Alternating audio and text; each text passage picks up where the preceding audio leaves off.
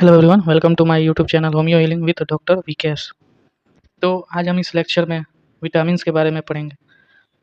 Vitamins vitamins नाम सुनते ही हम लोगों को डाइट, खान पान इस सब के बारे में दिमाग में आता है। तो सबसे पहले तो हम जान लेते हैं विटामिन्स होता क्या है। तो विटामिन्स जो होता है वो एक ऑर्गेनिक सब्सटेंस होता है जो कि हमारे बॉडी में सिंथेसाइज नहीं होता है, लेकिन वो हमारे बॉडी के नॉर्मल फंक्शन के लिए और उसके स्ट्रक्चर के लिए बहुत ही इंपॉर्टेंट है। तो चलिए सबसे पहले हम इसका डेफिनेशन देख लेते हैं कि विटामिन्स होता क्या है। तो vitamins are organic substances which can not be synthesized within the body, and these are essential for maintain of a normal structure and function of the cell. Thus, this substance must be provided by human diet. जैसा कि हम जानते हैं कि ये vitamin जो है हमारे बॉडी के स्ट्रक्चर और फंक्शन को मेंटेन करके रखता है, और ये हमारे सेल्स के स्ट्रक्चर और फंक्शन को भी मेंटेन करके रखता है। इस वजह से ये हमारे लिए बहुत ही इंपॉर्टेंट है, और ये ह्यूमन डाइट मतलब हमारे खाने से प्राप्त होने वाला एक सब्सटेंस है। Vitamins both vitamins deficiency and excess में ऑकर डिजीज, मतलब कि अगर विटामिन्स का एक्सेस मतलब अगर हम विटामिन्स को ज़्यादा मात्रा में ले लेते हैं या फिर कम मात्रा में ले लेते हैं तो वो हमें बीमारी कॉज कर सकता है, मतलब डिजीज कॉज कर सकता है। The state of excess and deficiency themself can cause disease, मतलब ज़्यादा अगर हो जाए तभी भी मतलब आदमी बीमार पड़ सकता है, बीमारी कर सकता है कॉज विटामिन्स की वजह से। और अगर कम हो जाए, डिफिशियंसी हो जाए, तो उसके वजह से भी माल न्यूट्रिशन और डिफिशियंसी ई का सामना करना पड़ सकता है। तो और अगर विटामिन्स हाई डोज में अगर ले रहे हैं, यूज्ड एज ए ड्रग्स, मतलब वो एज ए ड्रग्स यूज मतलब दवा की तरह यूज किया जा सकता है, वो जो कि हार्मफुल है हमारे लिए। तो फिर हम classification of vitamins, classification of vitamins, vitamins को दो कैटेगरी में क्लासिफाई किया गया है। सबसे पहला वाटर सोल्यूबल, दूसरा फैट सोल्यूबल। वाटर सोल्यूबल और फैट सोल्यूबल, फैट सोल्यूबल को याद करने का ट्रिक मैंने बनाया है, डेका। डेका मैंने जैसे याद रखा है डेका। तो फैट सोल्यूबल को याद करने का तरीका है डेका।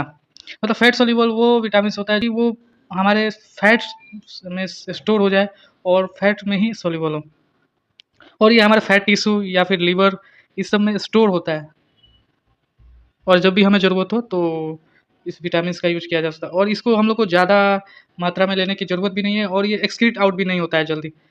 और वाटर सोल्यूबल जो होता है ये ब्लड में एब्जॉर्ब होता है, और ये जो होता है वो एक्सक्रीट आउट हो सकता है हमारे बॉडी से, तो ये हमें रेगुलर इंटरवल पे लेने की ज़रूरत होती है।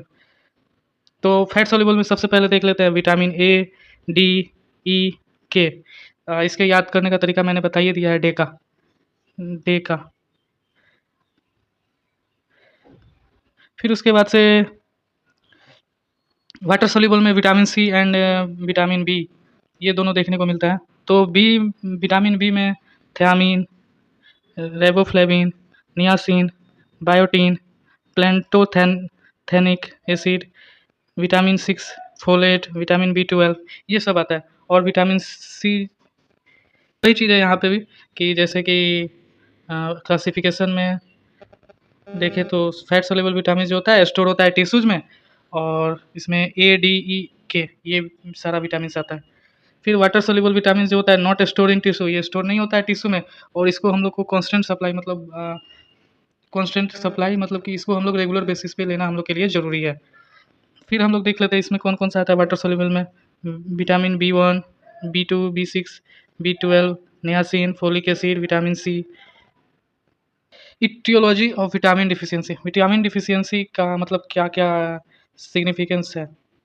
जैसे कि हम जानते हैं कि अगर डेवलपिंग कंट्री में देखा जाए तो डेवलपिंग कंट्रीज में multiple deficiency of vitamins and other nutrients are common due to malnutrition, बहुत सारे डिफिशियंसी देखने को मिलते हैं डेवलपिंग कंट्री में, और इस वजह क्योंकि माल न्यूट्रिशन की वजह से और बहुत ज़्यादा प्योवर्टी, मतलब कि ये बहुत ही कॉमन है डेवलपिंग कंट्री में डिफिशियंसी ऑफ विटामिन्स। फिर हम अगर डेवलप्ड कंट्री में देखें तो डेवलप्ड कंट्री में कुछ पार्टिकुलर इंडिविजुअल जोन में ही वो देखने को मिलता है विटामिन डिफिशियंसी, जैसे कि पर्टिकुलरली चिल्ड्रन में अगर देखने को मिल जाए, फिर एडोलेसेंट में देखने को मिलता है, फिर pregnant and lactating women, some due to poverty, मतलब कुछ गरीबी की वजह से भी विटामिन डिफिशियंसी देखने को मिलता है। तो ये रहा, मतलब कि मेनली हम इटियोलॉजी के बारे में बात कर रहे थे विटामिन डिफिशियंसी में। तो डेवलपिंग कंट्रीज और डेवलप्ड कंट्री में ये डिफरेंस है कि डेवलपिंग कंट्री में ये कॉमन है और डेवलप्ड कंट्री में कुछ कुछ जोन में ही ये देखने को मिलता है। Thank you everyone for watching this video. इस वीडियो में मैंने विटामिन्स के डेफिनेशन और विटामिन्स के aetiology, types, classification of vitamins, ये सारे चीज़ बताने का कोशिश किया है। तो मैं एक एक करके सारे विटामिन्स के बारे में वीडियो लेक्चर डालते जाऊँगा।